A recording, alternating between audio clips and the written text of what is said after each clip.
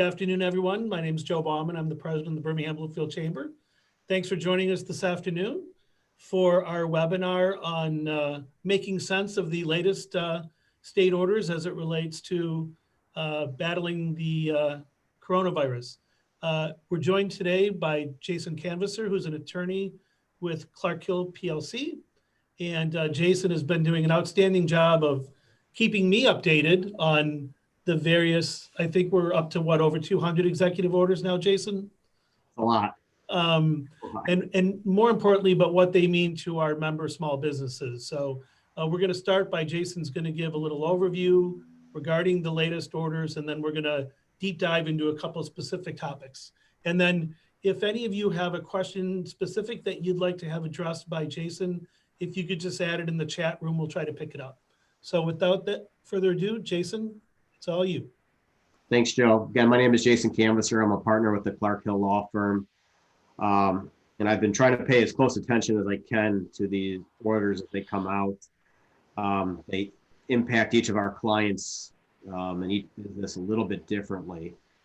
So I'm going to start with just a highlight of the new order.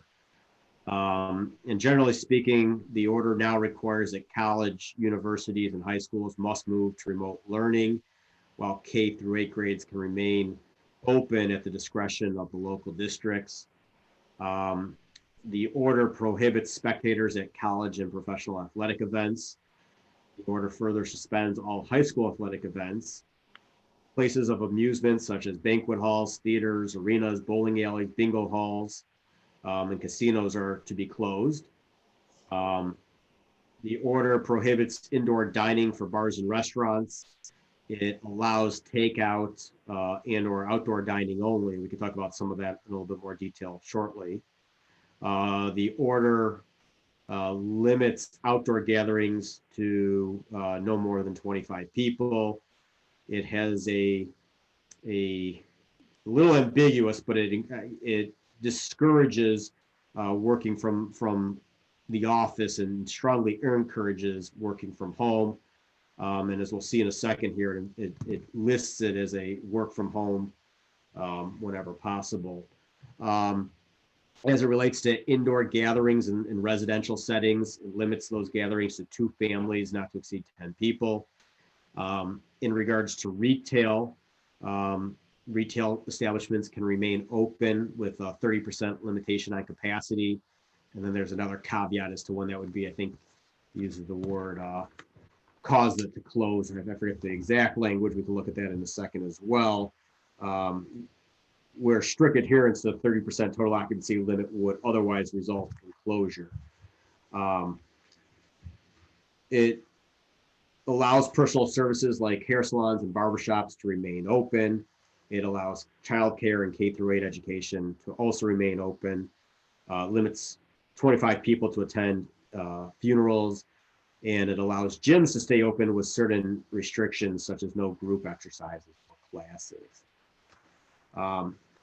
Give you a little screen share here, and while this is not part of the order, it was distributed with the order. And so, as we see, this is how the state's interpreting it through its frequently asked questions. And the state's asked that people who talk about the orders disseminate this slide along with some other slides. But as you can see on the not open side, it lists workplaces when work can be done from home. It doesn't go into a whole lot more detail than that. And then otherwise, it shows pretty much everything I just went through. So I'll leave that open. I'll leave that up for a second. But that is the order in a nutshell. I know there's a ton of questions. There's a whole lot of ambiguity in the language.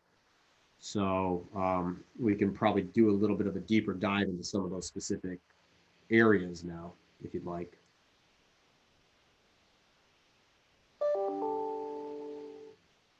Jason, if we could maybe focus in on the workplaces not open when you can work from home. That's what we get probably the most questions about from our members, because frankly, they're confused. They want to follow the letter of the law, but In many cases, they also have people who need to be in the office for a variety of reasons. And so with it being so ambiguous, is there a fallback set of guidelines that you're aware of that they should be following? At least with the intent of trying to follow the order as best they can? Yeah, like you said, the order is very poorly written when it comes to office spaces. I think, the closest that I can gather is when we're talking about indoor gatherings, it just says are prohibited at non-residential venues. Well, that can mean 1,000 different things. And then as we just saw the FAQs diagram that came along with it suggests that you should be working from home whenever possible. Back in October, I think it was October 14th, MIOSHA issued a set of emergency rules relative to the ongoing pandemic. Those rules did a number of things. One of those things was that it mandated that an employer shall create a policy prohibiting in-person work for employees to the extent that their work activities can feasibly be completed remotely. Those emergency rules didn't really get into the feasibility aspect of it. Again, another ambiguous area. But I think it's unique to every single business. So, the question is, can you run your business from home or do you need somebody there? I think the rules are intended to try to keep people home as best as possible, but they also recognize, and I think there's an intentional ambiguity there, that people need to go in to check the mail, to make sure that they're responding to customers or clients, that some things just can't be done remotely, but a whole lot of things can be done remotely. So I think to the extent possible, the orders are trying to push people back into homes and keep them safe and in distance. So it goes back to that stay home, stay safe language.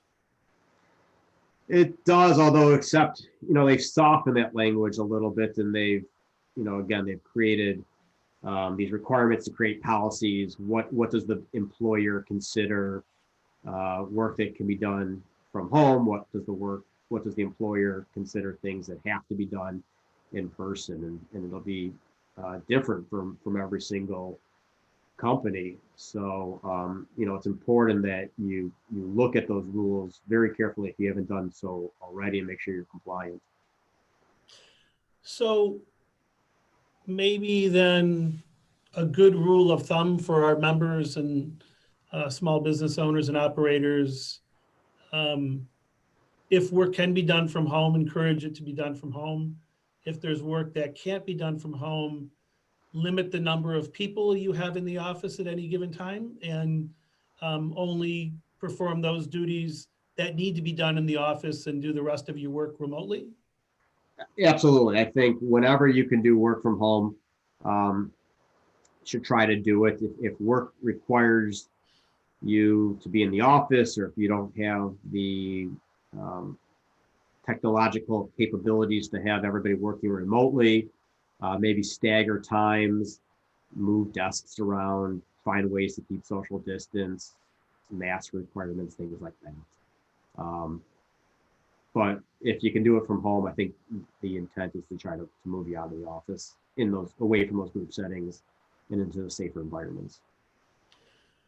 In terms of enforcement and penalties, it seems to me that when we were dealing with the governor's executive orders, they were more focused on just do the right thing. We're not looking to necessarily write tickets and punish people. But from what I've seen from the orders that we're getting from MISHDA, they actually do include very specific and substantial fines and penalties for a violation of these orders. Do you know why there's a difference between the two?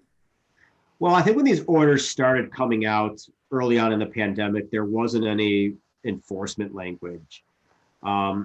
Slowly over time, I think that language started to become a little stronger.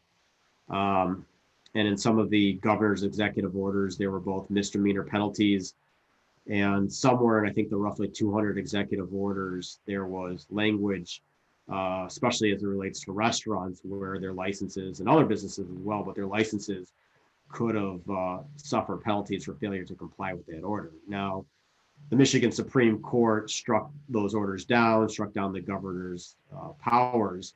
And so that's why we're seeing these orders coming through Health and Human Services now under their pandemic powers. And so this one does, again, have some language in there. I guess one of the questions is enforcement.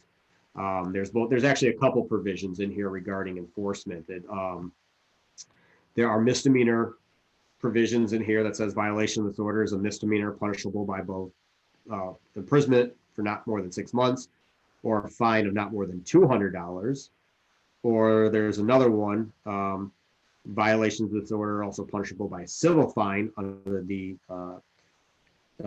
rules of the Health and Human Services, a civil fine up to $1,000 for each violation or day that a violation continues.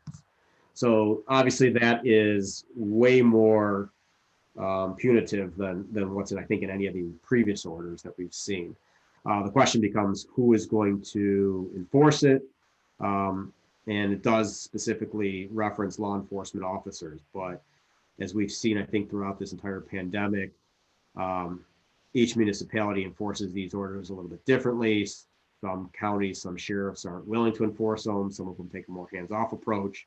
And some of them have been a little bit more instrumental in, I guess, in enforcement actions. So it's a little bit different. I don't think we've seen anything in the Birmingham Bloomfield area that's been real newsworthy in terms of enforcement action, but that's not to say it's happening or it's not happening.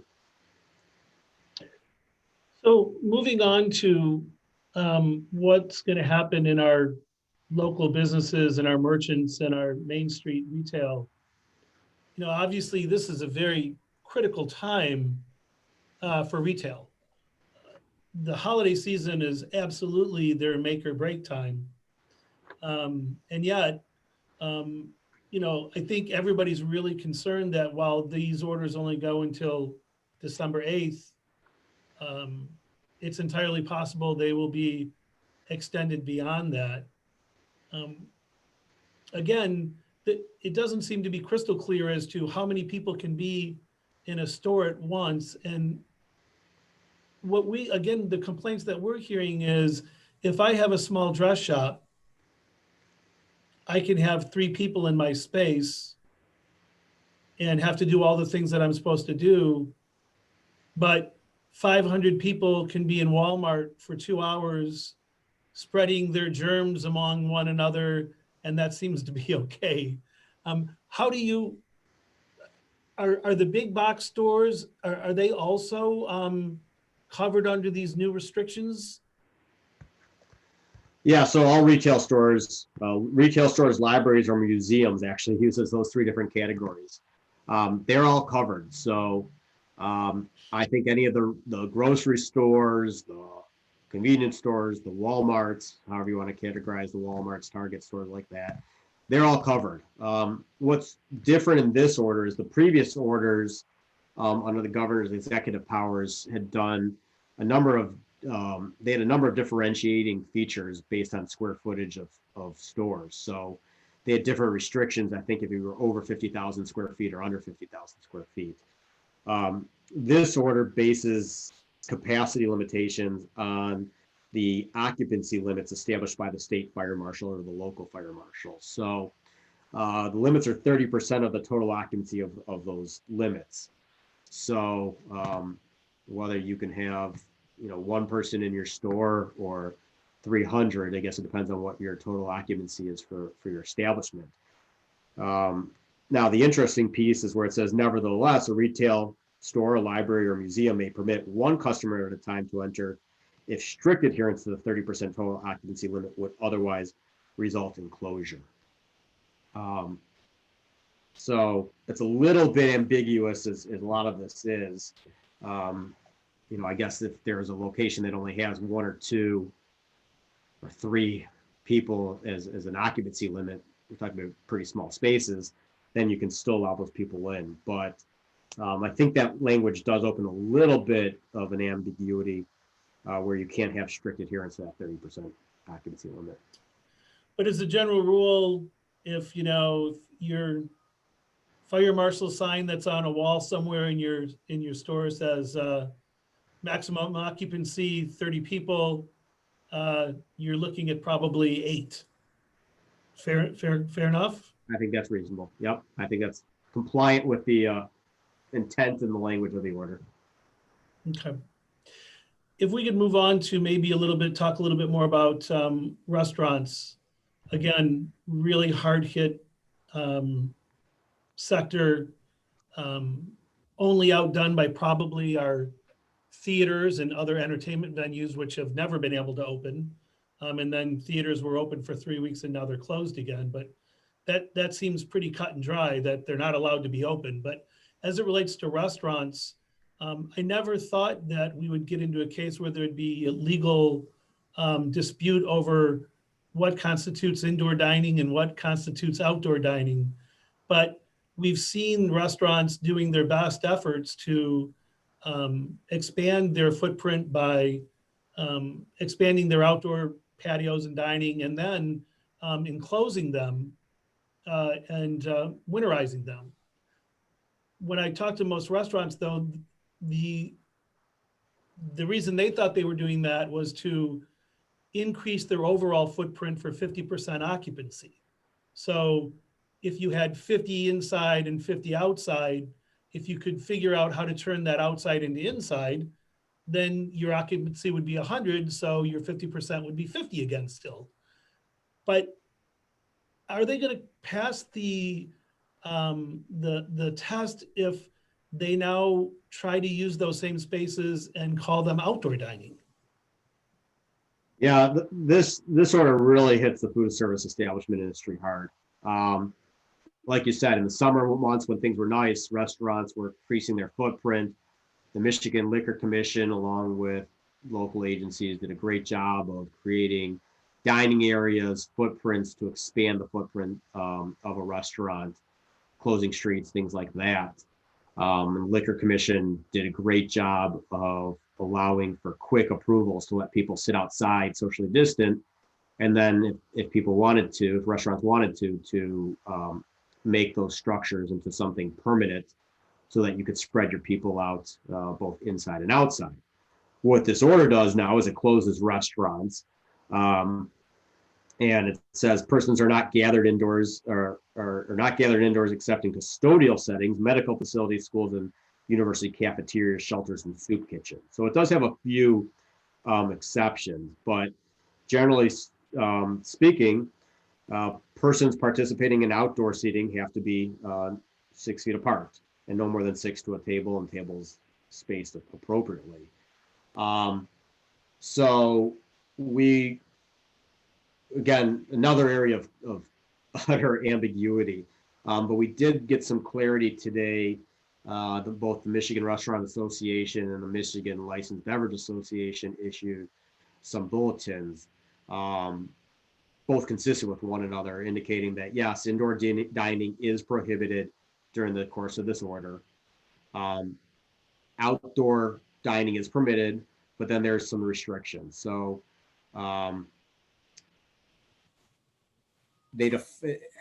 so one of the questions that was asked is, how is indoors defined for purposes of this order? And as the both MRA and the MLBA have indicated, is that indoors means within a space enclosed fully or partially on the top and enclosed fully or partially on more than one side. Indoor spaces therefore include most buildings, such as barns and garages, vehicles such as buses and trains, and temporary structures, including tents or canopies with sidewalls or coverings, unless open on 3 sides. So you can use that outdoor seating area as long as you keep it open in the winter in Michigan with 3 sides. Now, interestingly, though, they did provide some guidance on igloos, which is what we're seeing popping up, everywhere now. And they are saying that outdoor dining at food service establishments is permitted if a single household is dining inside an igloo, hut, or other small enclosed space that otherwise doesn't violate the order, and that provided that employees, and this is the language they use, enter fleetingly or not at all. So if you want to create a bunch of huts or igloos and have your servers run in and out and drop off food and pick up food and drinks and whatnot, that is okay as long as you have a single household in that hut. So, all these companies, all these restaurants that spent time, money, and resources on patios, I guess they can consider that a hut if they wanted to and have one family in there, or maybe they can find a way to delineate that space into another enclosed space. But again, it's how do you section it off, and how do you create these huts or these igloos to keep the families separate from each other? Yeah. I know that a lot of restaurants went to some considerable expense, frankly, which they didn't have a lot of surplus to winterize those summer areas. And it sounds like unless you're going to have the wind blowing through it on three sides and the snow and sleet, that they're not going to be able to use them.